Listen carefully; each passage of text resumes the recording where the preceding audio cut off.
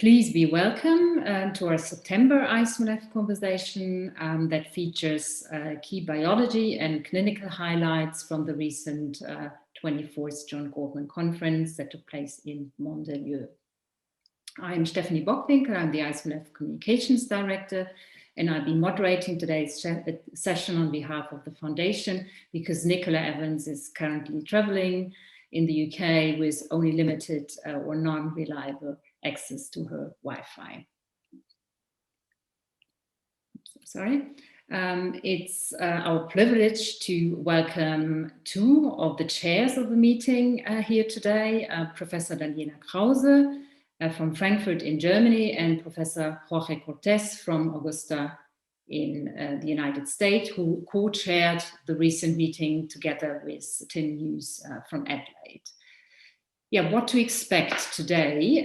We won't have any slides today, just oral summaries. So we hope that this meeting will be interactive or even more interactive than usual. We start with the 10 to 15 minutes summary from Daniela Krause about the biological highlights from the meeting. Then Jorge Cortés will share with us from his personal perspective as co-chairman the clinical highlights of the meeting, and at the end we have about 15 minutes for an interactive Q&A. So please feel free to submit your questions via chat during the webinar.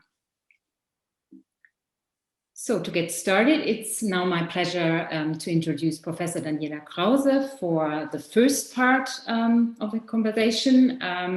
Professor Krause is research group leader at the Georg Speyer House, which translates into the Institute for Tumor Biology and Experimental Therapy in Frankfurt in Germany.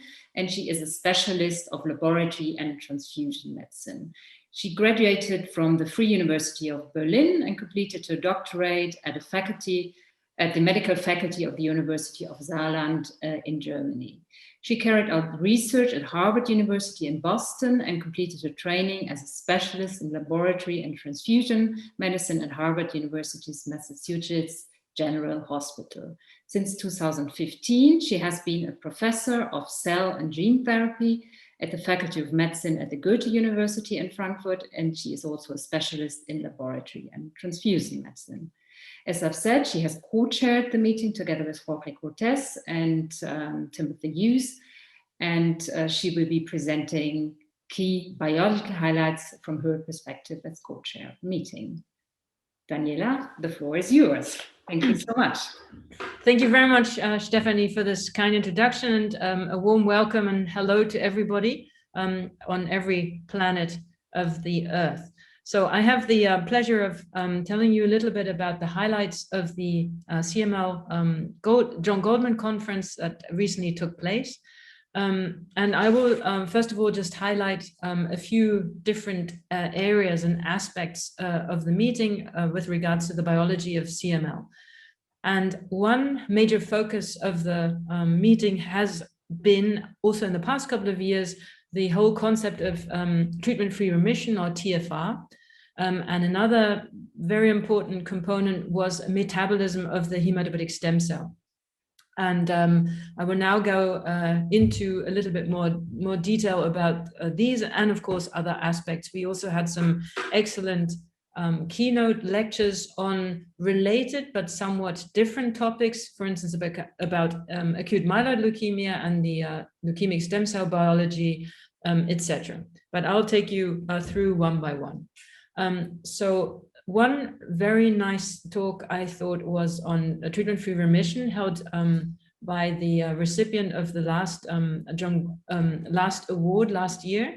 This was from Australia. And basically it was shown that the lymphocytes in patients with treatment-free remission are actually BCR-ABL positive.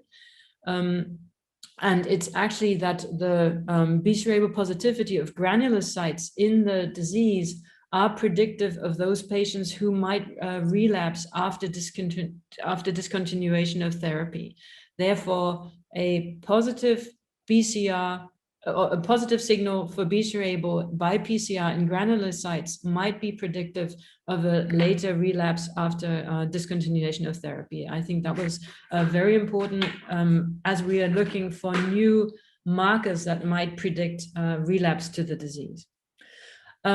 Another important point, as I mentioned, was metabolism. There were a couple of talks on metabolism, one by Ravi Bhattia's group from Birmingham in Alabama, really showing that imatinib inhibits certain metabolic states called OXPHOS and glycolysis in CML stem cells. And it was shown that a certain protein called HIF-1 alpha, which is basically a protein involved in sensing the oxygen concentration in a cell, plays a role in the persistence of CML stem cells. And that if you combine a HIF-1 alpha inhibitor with a tyrosine kinase inhibitor, you might actually achieve a better CML outcome in mice. From Vigne Helgeson's group in Glasgow, it was shown that inhibition of another metabolically active protein called a mitochondrial pyruvate carrier might also contribute to the eradication of CML stem cells. And other talks were focused on targeting glucose metabolism and the generation of certain stresses of the cell, endoplasmatic reticulum stress. And then Thomas Skorsky showed that there are certain pathways that can protect leukemia cells from metabolism-induced DNA damage. And lastly, another talk showed that the calcium channels that are expressed on the surface of leukemic stem cells can also regulate metabolism inside of the CML stem cell and also affect outcome. So those were the major metabolically focused talks that I found extremely interesting. And then coming to sort of risk factors for predicting how a disease might progress in a patient, there was a talk from Michael Deininger's group showing that there are risk factors, and one of these risk factors is the gene or protein called MS4A3. And Mike Deininger showed in his work that if this protein MS4A3 is low, that leads to a diminished and worse prognosis of these patients. Along those similar lines, Tiong from Singapore showed very, very interesting data in which he divided patient populations into basically 3 groups according to their response to tyrosine kinase inhibitors. And then he did sophisticated single-cell analyses of the transcriptome of these patients in their cells and could really determine what factors might be contributing to whether a patient might have a good prognosis or a poor prognosis. It was very, very interesting that there were certain types of progenitor cells, in this case, erythroid progenitors, that seem to that are more sensitive to tyrosine kinase inhibitors than, for instance, the myeloid progenitors. And also he found that an increase of natural killer cells or NK cells are usually associated with a good response in patients. Another talk was about the process of transcription and translation inside of a cell when a gene is basically produced. And it was also shown that if you inhibit this process of translation and elongation, that might be a means of overcoming resistance to tyrosine kinase inhibitor therapy. And then lastly, on this aspect of the leukemic stem cells, we had a keynote lecture from Andreas Trump from Heidelberg in Germany, really discussing leukemic stem cells in acute myeloid leukemia and showing very sophisticated technologies by which you can specifically observe the clonal evolution of a specific subtype of acute myeloid leukemia called complex karyotype, meaning you have a leukemia with at least 3 different cytogenetic abnormalities. So those were really exciting talks. Now, the other aspect I found extremely interesting in this meeting from this year was that there were 3 talks on pediatric chronic myeloid leukemia. Now, as you might know, CML is very rare in children, but the group from Markus Metzler in Erlangen in Germany really presented extremely interesting data showing that when CML does occur in children, it seems to be quite a different disease from the disease in adults. And in particular, this group showed that there might be a much higher proportion of children who are born with what we call germline variants, meaning that they might already be born with the BCR-ABL translocation in their stem cells. Whereas in adults, it seems that people usually acquire the BCR-ABL translocation, which then leads to the disease. So that's a completely different concept.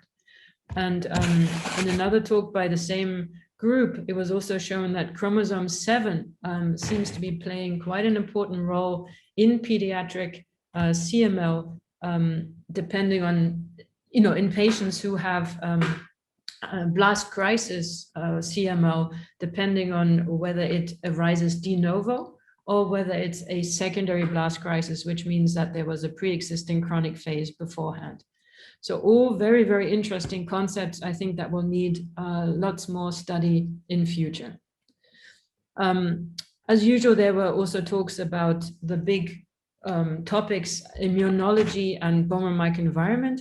With regards to immunology, we had a very interesting keynote lecture again, and the take-home message from that really was simple but very clear, is that you actually need T cells in the tumor for any anti-tumor response of PD-1 inhibition to be successful. So basically, we have new drugs that target the regulation of T cells. And if you don't have any T cells in the tumor, this treatment will also not be successful.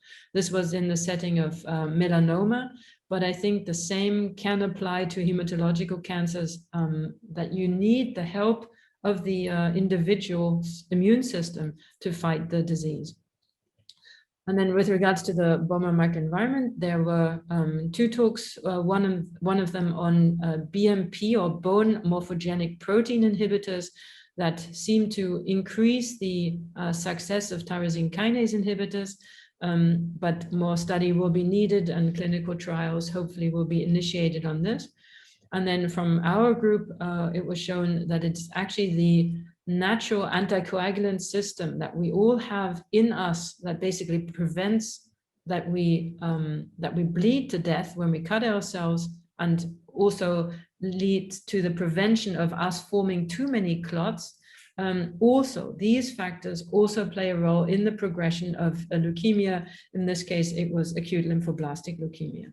So basically, the whole complex picture is becoming more and more complicated. There was another talk on inflammation, really suggesting that leukemic stem cells have also an inflammatory signature, and that if you target certain proteins in these inflammatory pathways, one of them is called IRAK1 and 4, together with tyrosine kinase inhibitors, you might also get increased eradication of leukemic stem cells. So again, a new concept that we should be looking at probably in the future. And then lastly, I wanted to report about 2 workshops, really, really highly interesting workshops we had. One of them on a new class of drugs that are called proximity-inducing drugs and degradation, called PROTACs. And these drugs have the ability to bind to the target protein. In this case, let's say BCR-ABL, which is an oncogene, and you want to get rid of that. So these novel drugs have the ability to bind to their target and to basically degrade it. So then ideally, there's no BCR-ABL left or any other oncogene in other cancers that you can think of. different drugs were reported here, one against BCR-ABL, one against FLT3-ITD, which is a mutation frequently found in acute myeloid leukemia. And then Charles Mulligan also mentioned that there are PROTACs against JAK2, another tyrosine kinase that also plays a role in certain types of acute lymphoblastic leukemia. So I think stay tuned on that. We're actually ourselves working on PROTACs in solid cancers, and I can just tell you that there's a lot happening, new targets, new PROTACs becoming available. Very, very exciting field while we still evaluate the toxicity, et cetera, et cetera. And then lastly, there was a very interesting workshop also on genomics and new technologies of how we can understand how the genetic and chromosome structure impacts disease, for example, and how chromosomes and parts of the chromosome interact with each other, and how that might either lead to accelerated progression of a disease or even initiate a disease. And one of these talks was also focused on NUP98. That's a gene that's frequently found in blast crisis CML. So basically, these talks provided us further insight of how we can do more scientific studies on understanding interactions between chromosomes and genes, etc. And I think it will really aid further development and provide more insight into the biology. So I am basically, I'm done. That was basically my summary. And I'm happy to pass back over to Stefanie Bockwinkel. Thank you so much, Daniela, for this comprehensive overview, and especially for sharing your personal highlights from the meeting. To me, it sounds like a very, very rich meeting with lots of new concepts that have been presented.